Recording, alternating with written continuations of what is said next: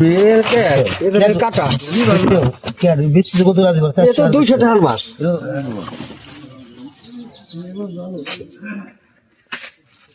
ওসে 600 কম দিতে না তো বলবো না 600 করে ধরে দে তুই এরকম কথা কইছ না ভাই এগুলো তুই দেখা যদি 900 টাকা কিনে বুঝছি তুই ও 518 দাম আছে না তুই শুধু 500 টাকা দিবি যা 518 দাম আছে দেখছিস না 518 কাল কত কত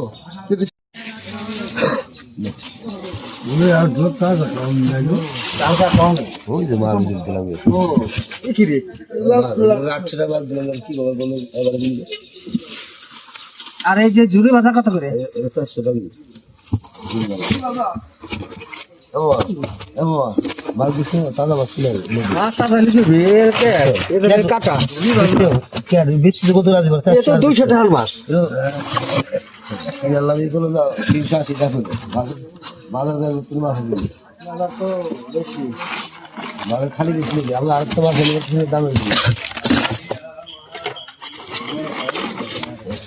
সকাল সকালই আমাদের গ্রামের রাস্তায় কিন্তু পদ্মা নদীর ইলিশ মাছ বিক্রি করা দেখলাম 500-600 টাকা কেজি, মানে বড় সাইজে যেটা ছিল ওইটা, আর ছোটগুলা যে ঝাটকা ছিল ওইগুলা 400 টাকা কেজি বিক্রি করতেছিল। সকালে কিন্তু এরকম নানা রকম দৃশ্য দেখা যায়, বিশেষ করে চায়ের দোকানের গল্প আড্ডা মাড্ডা ওইগুলো তো আরও আছে। সো চায়ের দোকানে ওইখানে আমি আর যাইনি, মাছ বিক্রি করা দেখাইলাম তোমাদের। আর সকালে বেশি ভালো লাগে এই যে ক্ষেত না, ক্ষেতের যে কুয়াশাময় একটা সময়, সকালে মনে হচ্ছে কি মেঘ ভেসে বেড়াইতেছে, এমন একটা অবস্থা। তো সব মিলে আমাদের গ্রামের পরিবেশটা কিন্তু ভালোই লাগে সকালে। আর এই সকালের রোদটা শরীরের জন্যও ভালো। আমার তো অলরেডি ঠান্ডা লাগছে, ঠান্ডা লেগে গলা দাবে গেছে, আর খুবই খারাপ অবস্থা ঠান্ডা লাগার পরে। কিন্তু তারপরেও আমি সকালের এই সুন্দর মুহূর্তটা তোমাদের দেখানোর চেষ্টা করতেছি। আমার কাছে তো ভালোই লাগে। আরেকটা জিনিস তোমাদের শোনায়, ঝিঝি পোকার ডাক।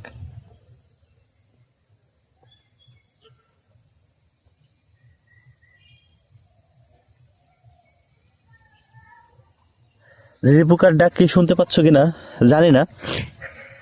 ঝিঝি পোকার এই ডাকটা খুবই সুন্দর লাগে। বিশেষ করে আগে রাত্রে ঝিঝি পোকার ডাক যখন শুনতাম, বিশেষ করে ছোটবেলায়, তখন রাত্রে ভালোই লাগতো।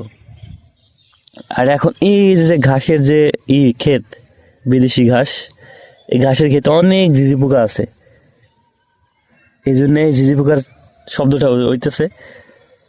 আর এই সাইড, এইখান থেকে ওই পর্যন্ত মানে মনে হচ্ছে কি যে মেঘ ভাসতেছে এই ফসলের উপর।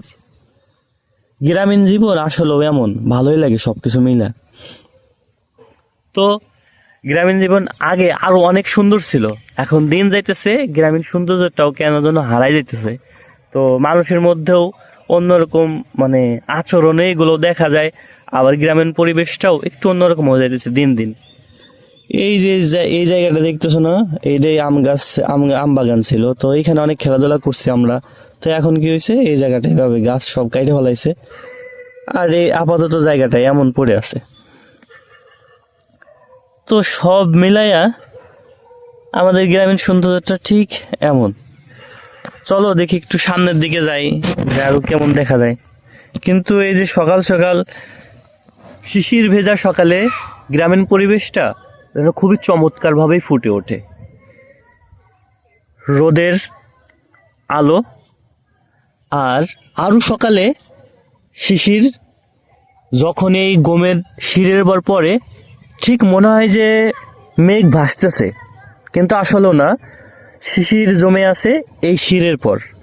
খুবই সুন্দর লাগে, খুবই চমৎকার লাগে গ্রামীণ পরিবেশ। আর এটাই গ্রামের প্রকৃতি সৌন্দর্য, মানে প্রকৃত সৌন্দর্য। তোমাদের গ্রামে সৌন্দর্যটা কেমন কমেন্টে জানিও।